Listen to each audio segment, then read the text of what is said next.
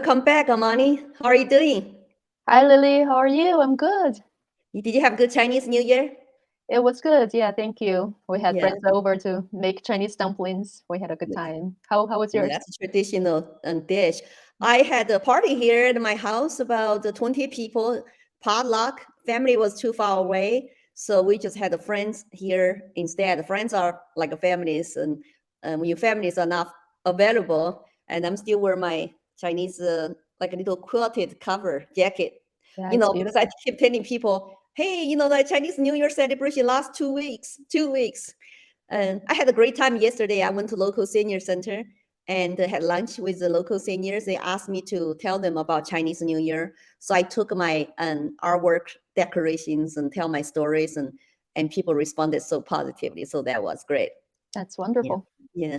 So anyway, this is our continue introduction of you as my co-host. The first introduction, you talk about your journey and to leave China for America.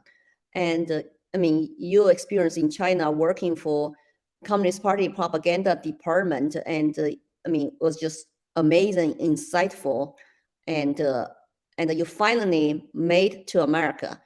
Today, we wanted to focus on what happened after you came here and where you landed at your first job. But before all that, let's welcome our viewers and audience.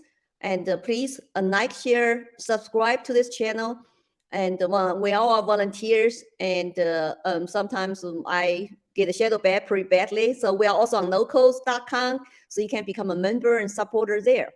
So but let's go back to Amani and tell us about where you landed when you first came over. It was 2009, right?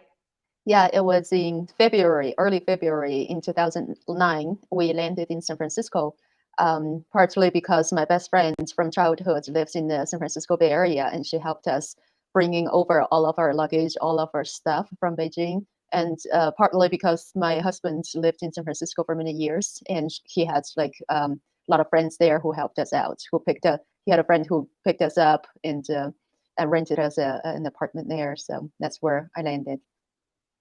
So what was the name of the you said that you worked for like a San Francisco based TV station? hmm Yeah, so about 4 months that after we landed, I found a job as a translator at this TV station called Link TV. Yeah, it was based in San Francisco, and the program that I interviewed for was called Mosaic World News. So what it did was that they picked news reports from Arab countries, from their state TV stations, like from Yemen, from Libya, from Iran, Iran's Arabic service, even though Iran is not an Arab country, from Al Jazeera, from Al Arabiya, and BBC Arabic. So we basically handpicked news reports of the day from these TV stations, translated them into English from Arabic, and voice it over in English, and then put it together for an American audience. So how many years did you totally work there? I worked there for 3 years exactly. I started working in June 2009, and I left in June 2012. So it is a private TV company, right? It's private owned, based in San Francisco, not to do with government agencies or anything, right? No, yeah, it is privately owned and it was nonprofit, so they do not sell commercials or anything. They get fundings from sponsors.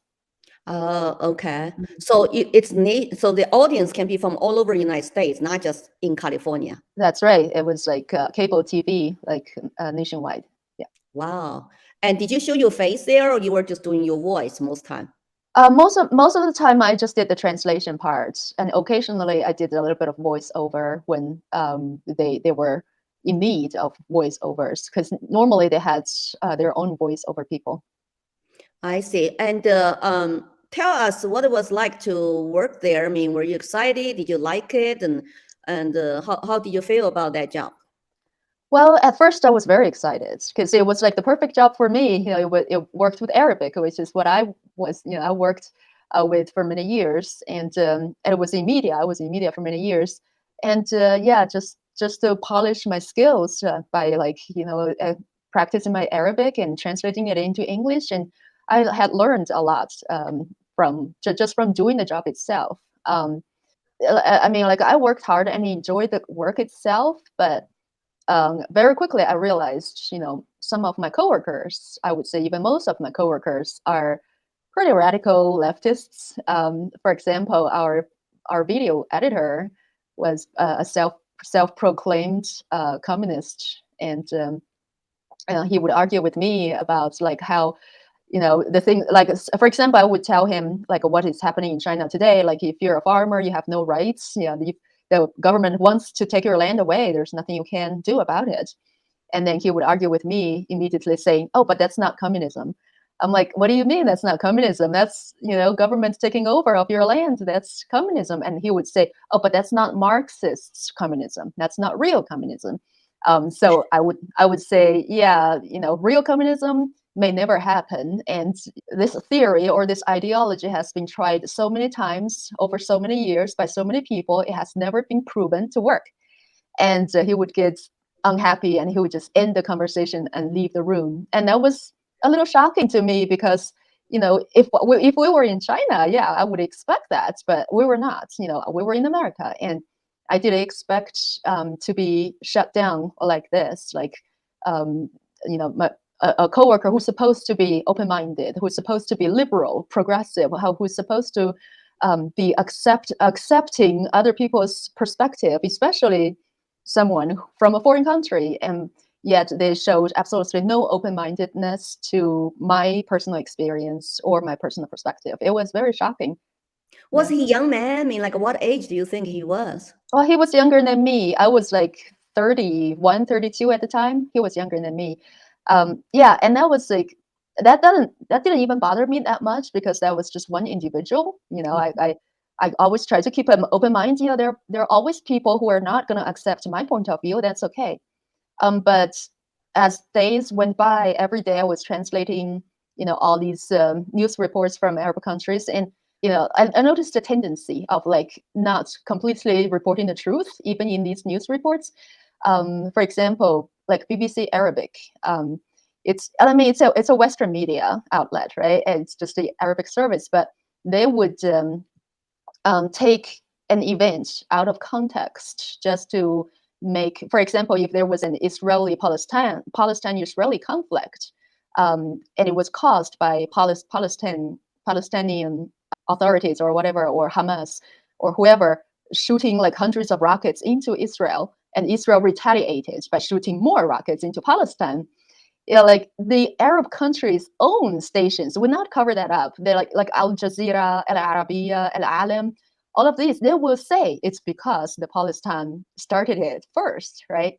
And Israel was just retaliating. But from BBC Arabic, they would take out that part. They would just start by saying Israel launched rockets into Palestine, just to cut out that context to make Israel look bad, to make Palestine look better.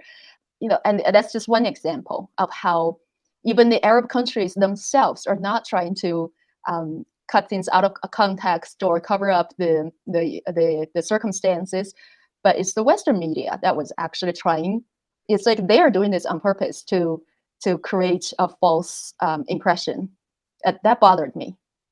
So over the years, did you figure out why the Western media will be cherry picking because they were driven by certain left agendas, talking points, uh, instead of just reporting the whole truth and let the viewer to judge, just report the truth and facts and the whole story instead of pick and choose.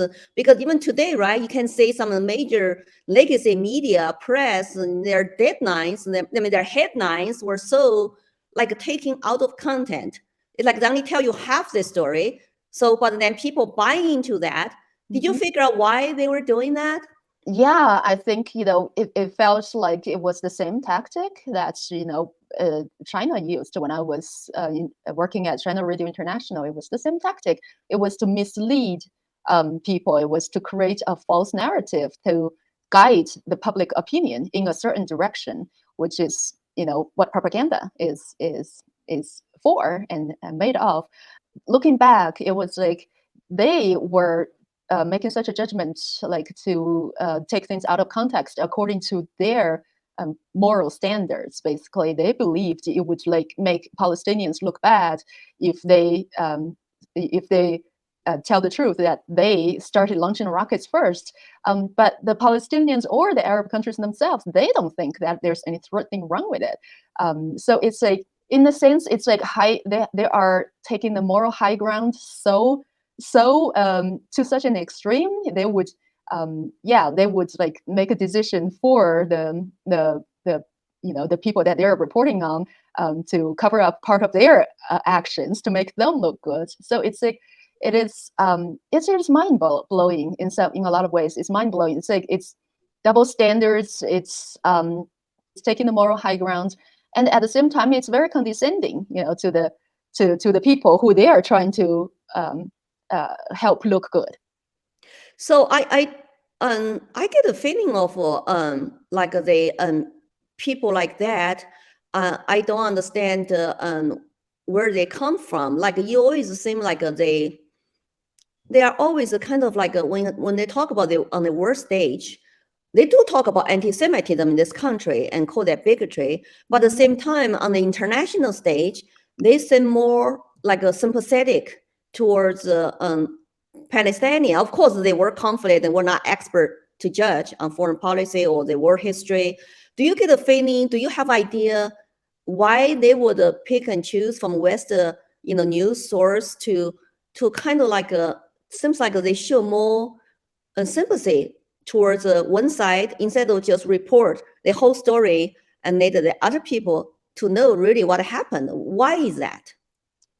Well, I think that's consistent with like the narrative that like any Western or any developed nations or civilizations are like the enemy of the rest of the world. And it was the same thing when I was working in the radio station in China. My older coworkers would tell me that in their textbooks, they would take out parts that make Palestine look bad, and they would like he was actually taught that that Israel started the first 3 Middle Eastern wars, when the truth is the Arab nations started the Middle Eastern wars, and the Arab nations, they don't hide it. They're totally okay with that fact, but it's our propaganda system is trying to cover that up for them as if we are ashamed of that fact. So I think it's like projecting their own basically own feelings about it onto the rest of the world. I think they do that a lot,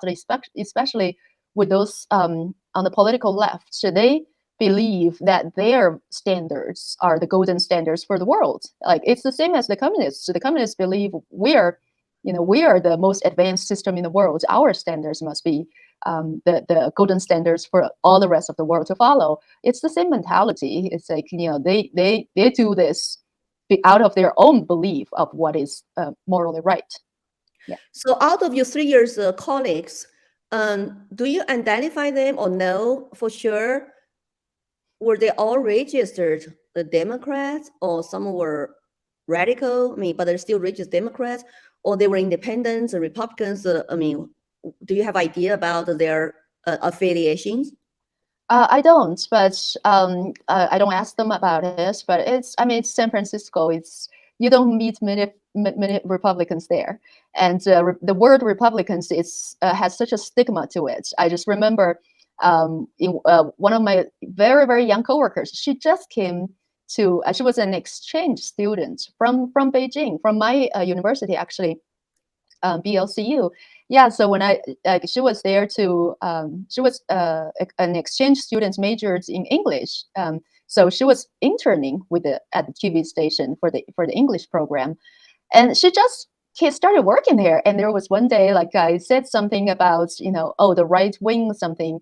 I don't remember the topic, but I mentioned the right wing, and I saw her pulling a disgusted face and said, "Right wing? You mean the Republicans, right?" And I was like, "What do you know about Republicans? You just got here, like literally like a month ago." But she had already, because she was in that environment, she had already been fed this narrative that right wing or Republicans are bad. So in her mind, that's already starting to take root. So it's very palpable to me, like this mentality against anyone who disagrees with their ideology. It's very palpable. Yeah, I remember you one time when you mentioned it that you just feel like you were surrounded by the communists in America. You had to try to get out.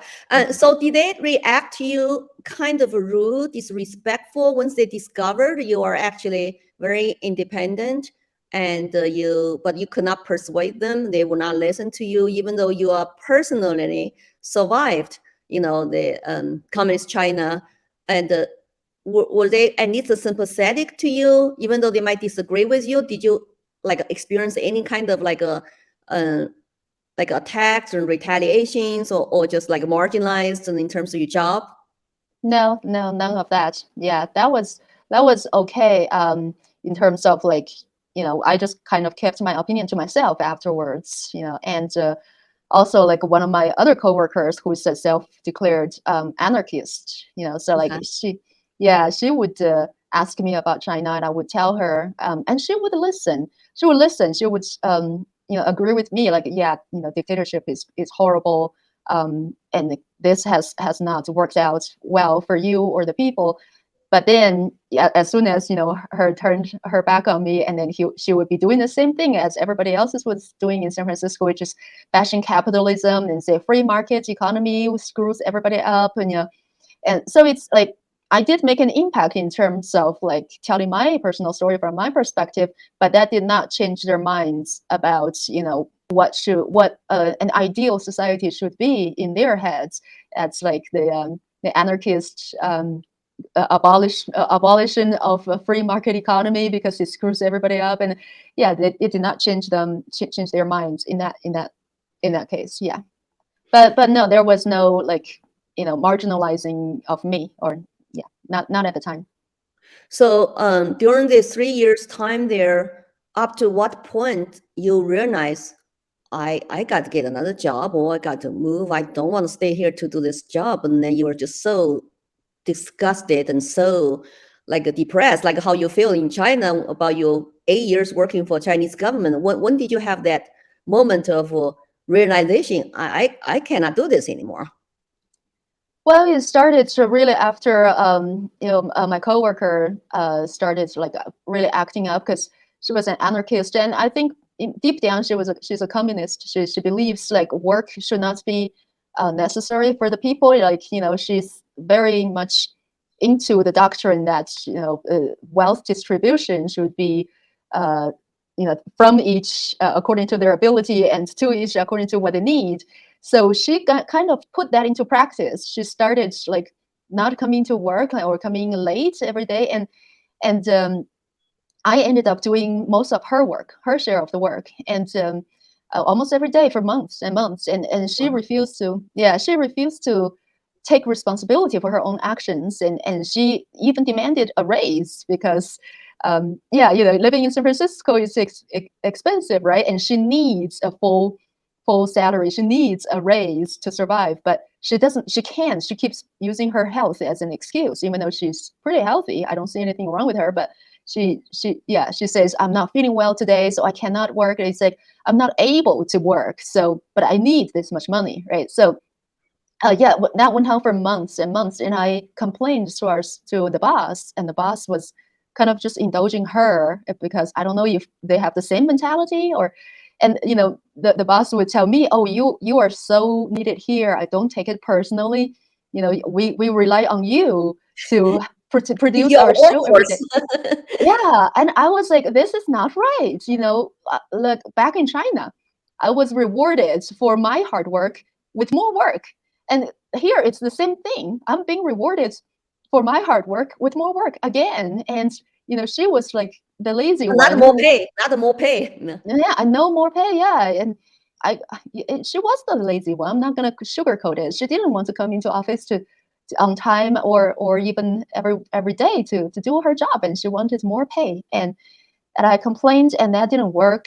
And eventually, I just realized, okay, there's nothing I can do about it, because if the boss is not going to do anything about it, I'm just going to be, treated unfairly for the rest of my time there. And so eventually, I decided, no, that this is not for me. And since San Francisco in general is an environment that encourages that kind of attitude and behavior, I talked to my husband and we decided to just move away from San Francisco altogether, and I quit in 2012. Since those people mostly very young age, do you think they were just miseducated, indoctrinated in schools? I mean, like they all show this admiration for Marxism. They don't even understand that Karl Marxism, the Communist Manifesto, is just communism. But they tell us who survived the communism, say, well, your country screwed up. That was not real communism. I mean, I have people attacking me on Twitter to say, no, real communism never existed. How did you survive real communism? It's like a real communism is still like a utopian society. It just haven't really fulfilled, yet. I'm just saying, how many people you want to see to die? Estimated 100 million people, human beings, died like during the 100 years of communism. If they just were taught the real history instead of indoctrination in schools, they would know that's the system and their terms, their concepts, their tactics, and the media manipulation all are very, very similar. What they are doing here, they will not want to go down that path because everybody ended up to be, except the 1% of the ruling elite, everybody ended up to be equally poor, miserable, and the peasants die of starvation. So they have no idea about that kind of history, even though when you're trying to convince them, they still say, oh, that's just not real communism. Do you think they were just totally miseducated somehow? I think in many ways, yes. Because like you said, when the real history is not being taught, just like when we were children, we were taught that Chairman Mao was the savior of China, and we all worshipped him. And we didn't know that his policies starved tens of millions of people to death, right? So I think that's a big part of it because whatever you teach children, it will stick. It will stick for life. Like it took me most of my adult life to unwash myself, my brain of that indoctrination. I know it's the same case for you. So yeah, I think there's something really wrong with the education, especially in the higher education system, because just the amount of young people who are drawn to this ideology just shows there's been a lot of effort pushing this ideology in schools, and young people are like you said, it's their minds are a white piece of paper. You can write whatever you want in it, and they become so stubborn in that belief they refuse to hear people from people's real experiences from reality. They it creates an illusion in their heads that the reason why communism fails, or the reason why we had to suffer in our countries, is because the people deviated from the theory itself, not because there's something wrong with the theory. They become so enamored with the theory, they refuse to acknowledge the function of any theory, which is its practical application. If you apply it to reality and it fails, then that disproves that theory. But they do the other way around, like they take the reverse. If it fails in reality, that means people are not doing it right. There's nothing wrong with the theory. They take it up to almost to a religious level. Yeah. It's like, remember, we were banned to believe in any religion except communism. Mm-hmm. So basically, let's start push that down on us, all young people in schools. Communism is your religion. I wonder if you're in touch with some of those co-workers now, since that was like a long time ago. Did anybody even have wake up moments or ask more questions? No, I'm not. I haven't been in touch with any of them, but yeah, sometimes I wonder that too. Like because as people age, they do start to understand how things work in real world. Yeah. But I wonder, yeah. So tell us about your work experience after you moved to Colorado. I know you were a mom for a few years, but later you baby girl started to go to school, and then you started to get involved in school system.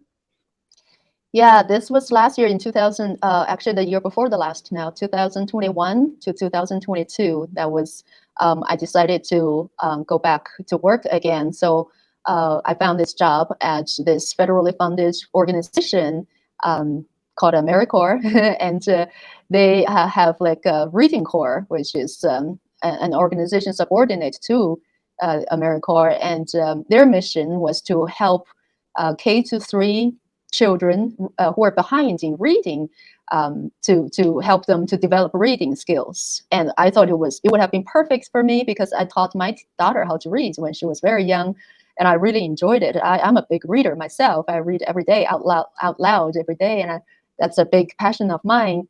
And I enjoy working with children. So yeah, I got that job, and I was very excited, even though the pay was low. But I was excited to start, a career again. Like as soon as we started, we had to go through 2 weeks of training before we would be sent into schools to be reading tutor. So the 2 weeks of training, that's 10 days, 10 work days. Only the last 3 days were about how to tutor children for their reading. The first 7 days of training had absolutely nothing to do with it. It was very shockingly basically the critical race theory training, and that I had heard a lot about, but had never experienced until then. Wow. Yeah, I remember you mentioned to me you could not believe it, but you had to go through the training and do that job for a year. Could you tell us a little bit more example of the critical race training related materials? Because some teachers, some parents still don't know. They say, well, what? We don't see them. We're not teaching them in our public schools. What did you see actually with your own eyes? Mm-hmm. Well, on the first day was equity training, and I noticed that there were like switching concepts. Like instead of individuality, they're calling it equity, and they switch concept. Like equity does not mean giving everybody the same tools. Equity means giving everybody the tools they need. That suits them the best.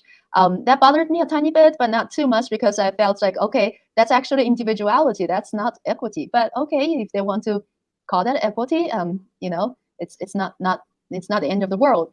But the second day was anti-oppression and social identity framework training, and that just did not seem right to me, because very quickly I realized that like divides people into oppressed and oppressive and oppressed, and their definition of the oppressive group is so broad. It basically includes all everyone who is slightly in the majority of people. For example, they have this. Let me show you this social identity categories. Yeah, Let me just tell see. us about the categories. Yeah.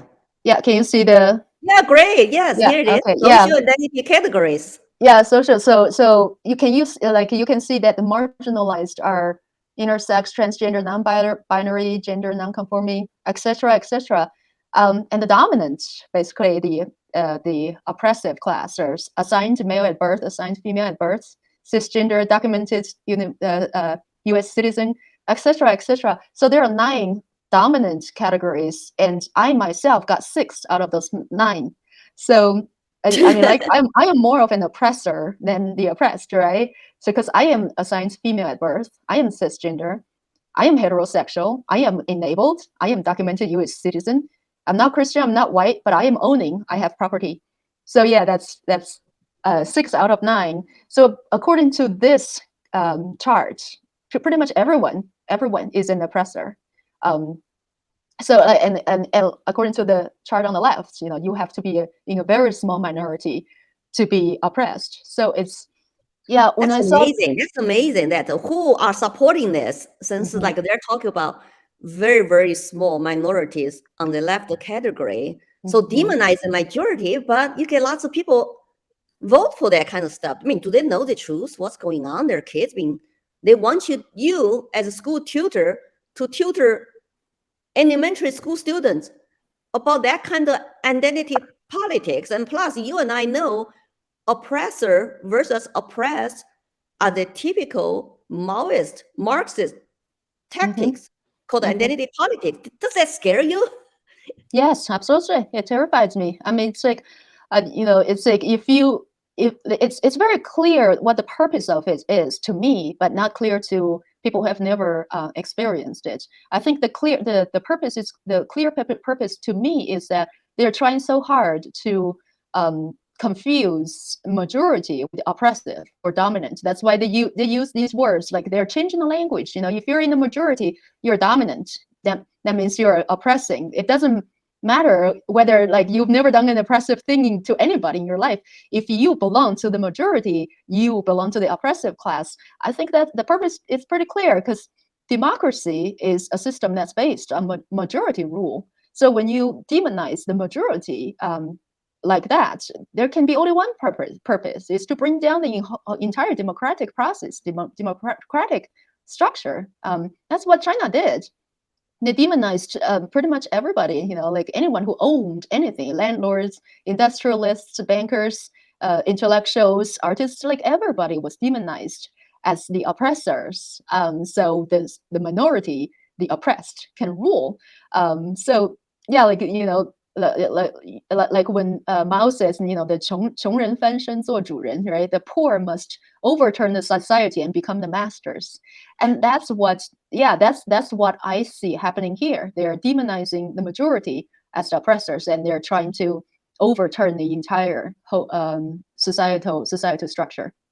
But he only succeeded because people bought into his, so-called Maoism theories and utopian society he promised poor people to have, like peasants will have land, will have plenty of food to eat.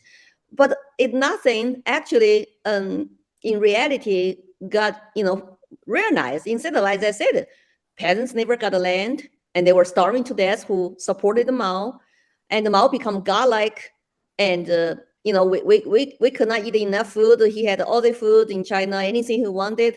And we were told even not to date, and he had all the women he wanted in Beijing, and he became like an emperor. So why do you think that this kind of curriculum training material would be pushed on to you? I mean, like, how do people react to that kind of training material from America, and where did they get their training materials? It's unbelievable. Yeah, well, I know where they got it. They said it was developed in Minnesota, so I don't know where, but Minnesota is where they got it from. But well, when I was in that training, I did speak up. Like after the whole training in the afternoon, in the afternoon, we were put into breakout rooms. This was over Zoom meeting. We're put into small groups of breakout rooms to discuss what we have learned from it. So I was the only one who basically came out to say, I do have, I do believe, there is, like racism, for example, in America, but that does not mean that's the dominant factor of this society, because I actually said I came from China. I'm an actual immigrant. Like back in China, when I was walking hand in hand with my white boyfriend, Chinese men spat on me and called me a whore. That is actual very, very strong racism in practice. So I do not believe, reversed racism against white people is the answer here. Like I actually said that. Once I came to America, I've been feeling so much freer, so much more welcomed, and people are so friendly to me. And I have never been spat on. Yeah, I feel much more welcome here than I felt in my own country. And I did say that, of course, there's still racism still exists, but the way to move forward to conquer that is to treat everybody as an individual, to treat everybody based on their merits. We treat others the way we want to be treated ourselves, and offer love and friendship, and grow together. And after I said that, guess what happened? The supervisor of the group immediately said, "Oh, we're not going to share that with a big group. We're going to keep what we said in this group here. We're not going to share what has been said in this group with a big group." And then afterwards, I was stunned. I was like, "What did I say? Did I say anything even controversial?" I shared my own experience. That's nobody can say it's untrue, because that's my experience. And I offered this advice that we treat everybody the way we want to be treated ourselves, and offer love and friendship. What is wrong with that? But no, she would not let me share. And later, when we went back to the big group in the big Zoom, she said, yeah, she said that our group is not going to be sharing out. And if you are a person who is white or white presenting, you do have that white privilege. And yes, it will get uncomfortable, but it would be so much more rewarding if you recognize that privilege and you think about what you can help other people for, basically like you recognize your white privilege and basically, condemn yourself for it. I'm paraphrasing here, but yeah, more or less. So that's just like so you were kind of marginalized and censored Yeah, not to tell your personal stories because you did not fit into their yeah. narrative.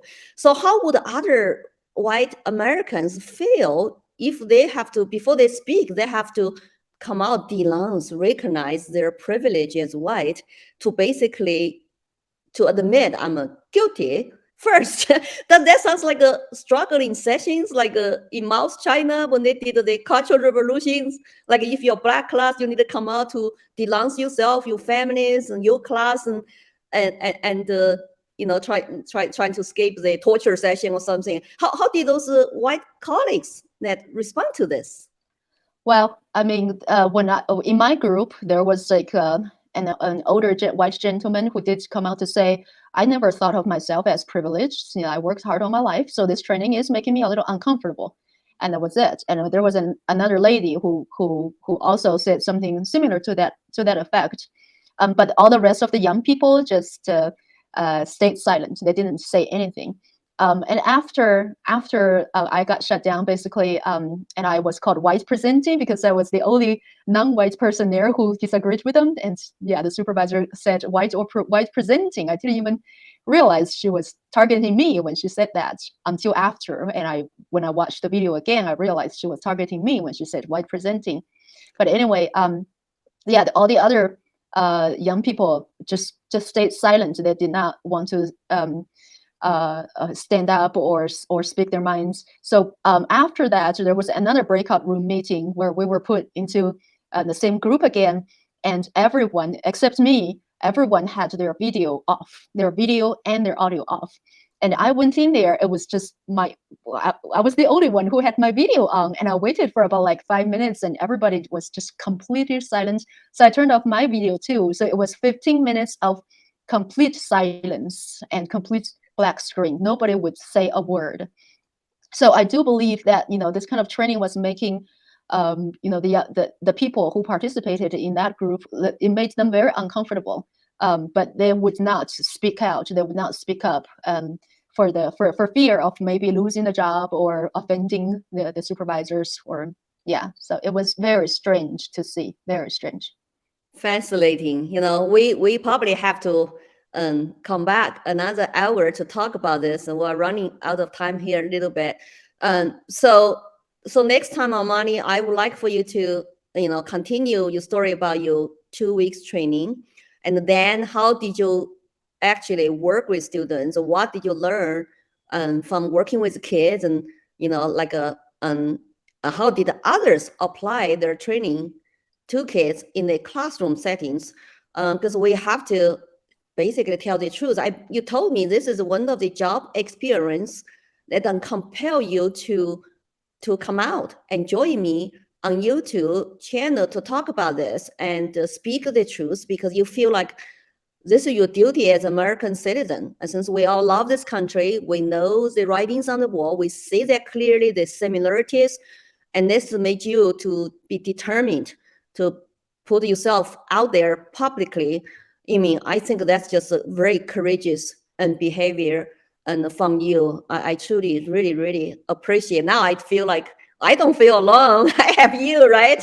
Great, thank you. Yeah, yeah. I think Yeah. we need to join forces together because it can be a very lonely experience when nobody would speak up for you. I mean, it's like the same thing. I felt like I was back in China when no one would speak up for me when my supervisor wanted to cut down my payments, even though they disagreed. Like everyone was too scared to talk to say to tell their truth, to speak their mind. That is not what we want to live the rest of our lives, because that is not a life worth living, really.